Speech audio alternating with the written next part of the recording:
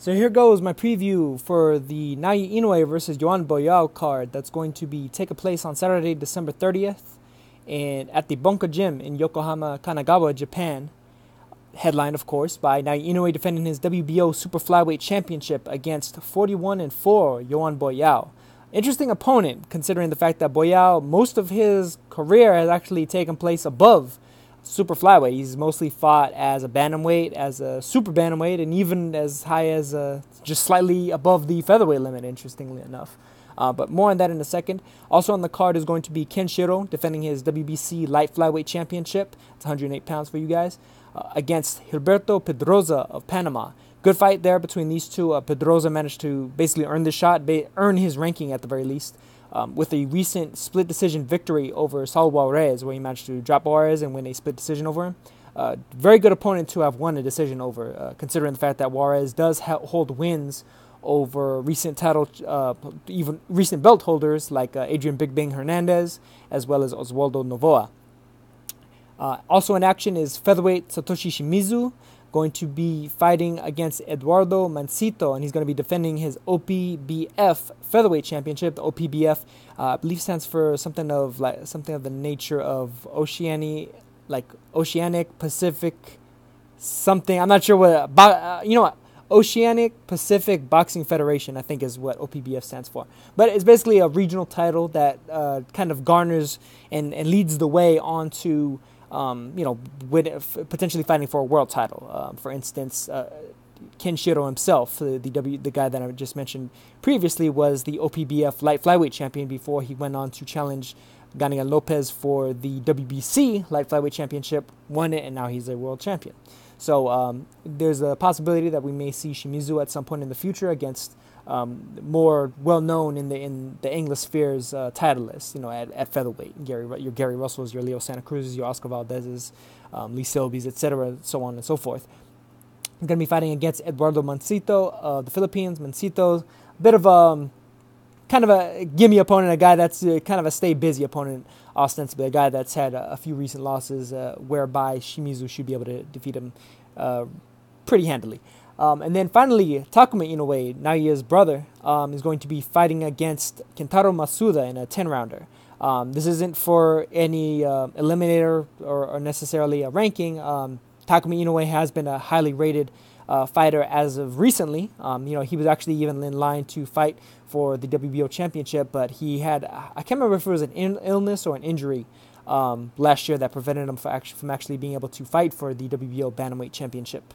But here he is now. He's now at super bantamweight, incidentally, going to be fighting against Kentaro Masuda. I think, but between the super bantamweight and bantamweight, I'm not sure if he's going to campaign in either or weight, pending the opponents and pending what his brother does. Incidentally, I think what's going to wind up happening with him will somewhat be based off of what Naoya decides to do as well. Who knows? We may get two brothers having titles in the same division, not unlike what the Charlos recently done and what the Klitschko's did for many years. But Takuma isn't necessarily as explosive as Naoya, but he has some of the same skills. He's a very skilled fighter and definitely a high-level fighter, if not the above and beyond talent that Naoya has appeared to show thus far. But getting back to the main event, Inoue versus Yoan Boyaeux. Pretty intriguing fight considering the fact, like I mentioned earlier, Boyaeux, most of his career has taken place at higher weights. And he's been undefeated since 2012, at the very least, when he lost to Anthony Setul for the French bantamweight title. Since then, he's pretty much racked up win after win over, relatively middling opposition, guys that aren't exactly necessarily lighting the world on fire. But interestingly enough, a lot of these fights have been taking place in Argentina, not in France, where Boyaeux is actually based out of. I'm guessing he was basing himself out of Argentina for a brief amount of time, maybe not unlike what Sergio Martinez had done previously, where it's like he was from Argentina, but he based himself out of Spain for all those years. But he had been fighting back in Spain, in France, more recently, and has kind of happened upon into a title shot with Naoya Inoue. I think in large part due to the fact that most of Inoue's top-ranked challengers, and I say that, kind kind of without any pun intended, considering the fact that Rex Cho has been one of his mandatory contenders, or he could have petitioned for being the mandatory contender, considering the fact that he's been rated number 2 or number 1 the last couple of years straight, but he's never really pressed for it. And I think his team in Top Rank likely did that very much on purpose, because they felt like Rex Cho would get destroyed by Naoya Inoue. Would they have done that and kind of ruined a lot of the fan base that he's managed to grow in Hong Kong and in China more thoroughly, and just as thoroughly, if not more so than even the likes of Zhou Shiming has, at the very least in the Hong Kong metropolitan area, more so. Maybe not as much in the general amongst the general Chinese populace throughout the country. As well as Jamie Conlon, who, of course, we recently saw get completely dismantled and destroyed by Joanna Kaas for the IBF title. It looked like they were trying to see if they could get whatever might be the easiest champion at the time, but at 115, there's really no easy champions. The only thing that might come the closest would be Kalya Fai, but even he's a guy that's difficult to beat on his best day. At the very least, he has a style that's very difficult to kind of look good against. A guy that will clinch you like crazy, that'll spoil when he has to, and packs a fair bit of power in some of his shots, as well as he showed in his title-winning effort against Luis Concepcion. But Inoue is going to be fighting against Boyaeux. I think a lot of this may be almost like testing the waters against a bit of a bigger, stronger, taller, longer opponent than what Inoue has faced recently, or even in the past, for the most part, outside of maybe Adrian Hernandez, who was a relatively tall guy for light flyweight, as well as Ryoichi Taguchi, who was a very tall guy for light flyweight. Funny enough, Taguchi's just as tall, if not taller, than a lot of the top-rated guys at 115 even. But Boyaeux is coming in. He's not listed with a height necessarily on BoxRec, but if I had to gauge it, I'd probably put him at somewhere between 5'7" and maybe 5'8". Pretty tall guy. Pretty long arms. Comes in with behind a high guard, in what would appear to at first be kind of like a high guard, almost like kind of peekaboo style, and he does do that a bit. But it almost kind of reminds me of what Ray Vargas does at 122 pounds, in that he goes to the body quite a bit. He'll double up on uppercuts, he'll triple up on uppercuts, he'll double up on left hooks, he'll left hook to the body, left hook to the head. This guy is really using his size not so much as a way of kind of managing distance and range, but really more so as a way of kind of leveraging on top of you and trying to leverage his own shots in order to do as much damage as possible. If really, I'd say, like, if you were to cross somebody like a Ray Vargas style with somebody like a Diego Corrales, you'd get something like what Yoan Boyaeux brings to the ring. And if I'm pronouncing it differently, Yoan Boyaeux, I'm not exactly sure how you pronounce it, given that it's a French name, but I believe he's of Algerian descent, so I'm not exactly sure with the pronunciation.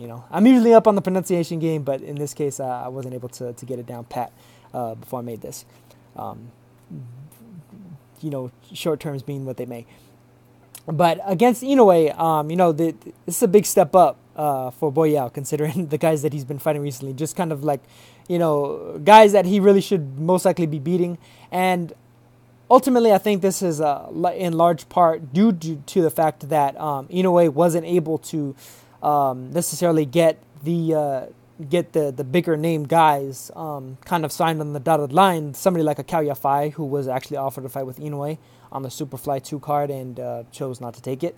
And so he's settling for what he can do in Japan, which is fight a guy that's maybe not as big of a name, but a guy that will still pack in the seats, because Inoue will be bringing the seats to the audience, will be bringing the television viewers to the airwaves on New Year's, and put on basically a show. It's basically a bit of a showcase for Naoya Inoue.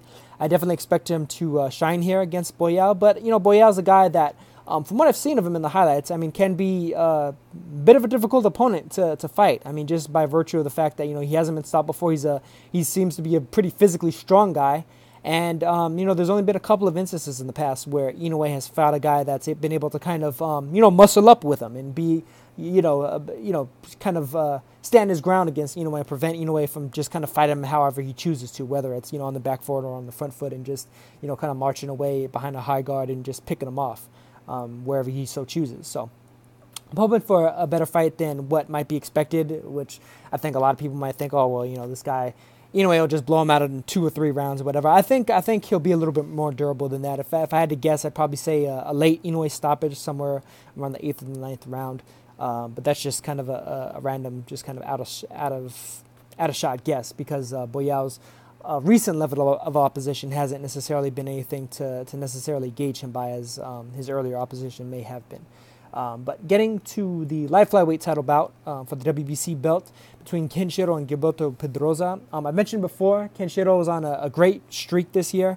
Wins over Pedro Guevara as well as Ganigan Lopez. Pedroza is coming off an excellent win as well over Saul Juarez, a guy that actually recently just had a very, very close, reasonably disputed decision loss to Wenheng Manayothen at 105 pounds.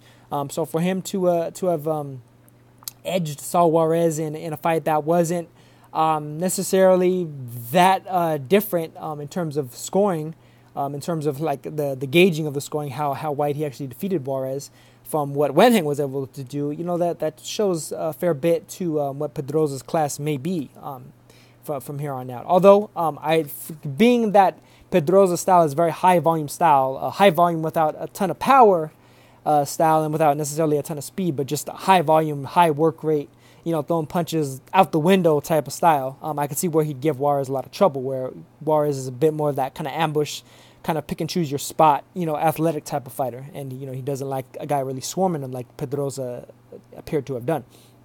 Pedroza has been stopped a few years back against Robert Barrera, recent title challenger Robert Barrera, who I covered when he got stopped against WBA light flyweight champion Taguchi.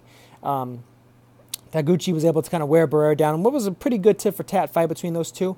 Barrera versus Pedroza was kind of a similar fashion, but in that case, Barrera came out on the winning end, where he was able to kind of start the beginning of the end of things with a body shot, with a good, clean, hard left cross right to the solar plexus of Pedroza, which left Pedroza leaving some unanswered shots and forced the ref's hand and stopped at the bat. I didn't like the stoppage personally, though. It wasn't a great stoppage. I think the fight probably should have gone on, but he was fighting a Colombian opponent in Barrera in Colombia, so things like that can sometimes happen. If you're given the ref an opportunity where there might be a reasonable argument for him to stop it, you can't let that happen, basically. And Pedroza, unfortunately for him, let that happen. But since then, he's had a number of wins, as well as the Saul Juarez win, which is a very good signature victory, since Juarez has wins over former title holders like I'm trying to think of the names now. Oswaldo Novoa, as well as Adrian Big Bang Hernandez, the man that Inoue won his first title against.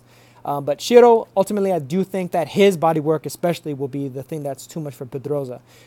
Shiro is more used to fighting guys that are able to navigate range and like kind of keep him at distance, and he's normally having to kind of sell out a little bit to get on the inside and work the body, then work the head afterwards. The way that Ganigan Lopez and Guevara kind of forced him to do, especially in the early and mid rounds, where Lopez and Guevara were kind of giving him a lot of trouble and like forcing him into exchanges where he wasn't necessarily coming out on the better of them in the early rounds, but he was able to put in the work to the body, pay dividends later on, and he was able to win those fights.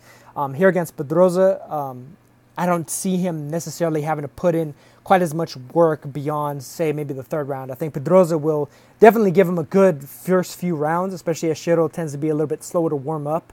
But Shiro, Pedroza is not really going to give him very much to think about in terms of Shiro having to, think twice before he starts shooting his shots on the inside. Pedroza is going to be looking to get on the inside just as much as Shiro is. So it's going to be a lot more of an inside battle.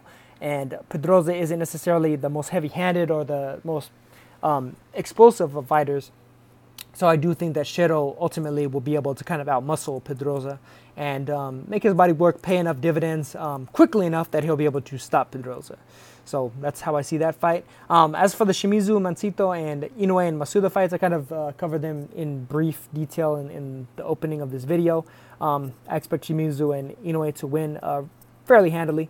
Kind of stay busy opponents for them by and large. Really the two signature bouts are the two headliners for the two titles. WBO super flyweight title from Naoya Inoue and the WBC light flyweight title from Shiro. So looking forward to it. I'll put a link in the description, although the link hasn't necessarily been working for me lately. But if all else fails, catch it on YouTube after the fact. But that's it for this one. Catch you guys in the next one. Peace.